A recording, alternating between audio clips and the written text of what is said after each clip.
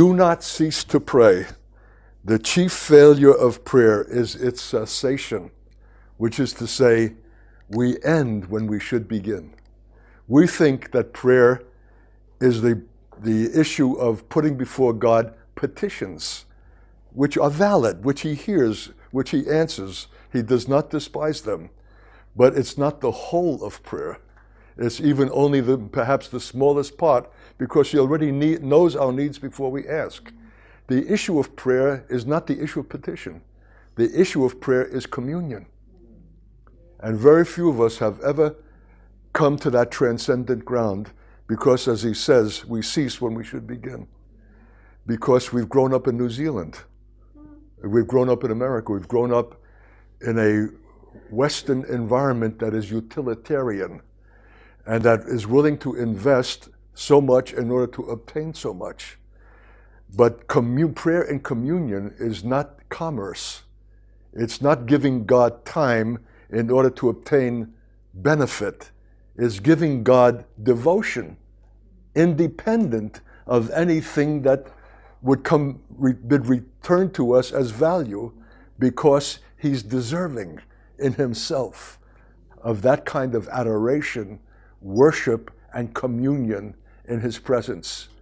Even when the presence is not felt, and especially when the presence is not felt, are we tested in whether we will continue when our flesh tells us to cease, because there's no apparent benefit in remaining in that posture.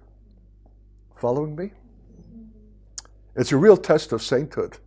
It's a real test of sonship that defies the flesh and self-evident logic, like, well, what, isn't this foolish to be up at this hour when I need my rest?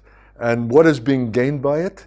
I'm just feeling the cold chill of the draft on the floor, and there's the warm bed beckoning me back, and my prayers feel like lead. They're not even going through the ceiling.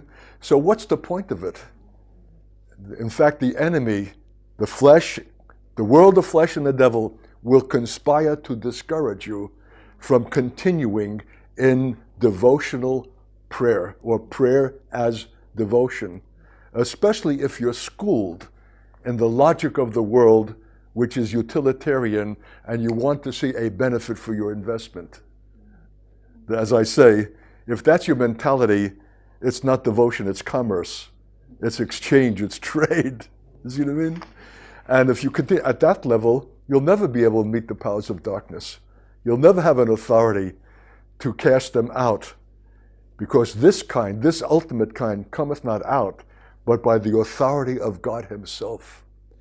And that authority is imparted with the sense of God that one obtains in communion with God, even when his presence is not felt, and even when you think that your prayers are leaden and of no avail.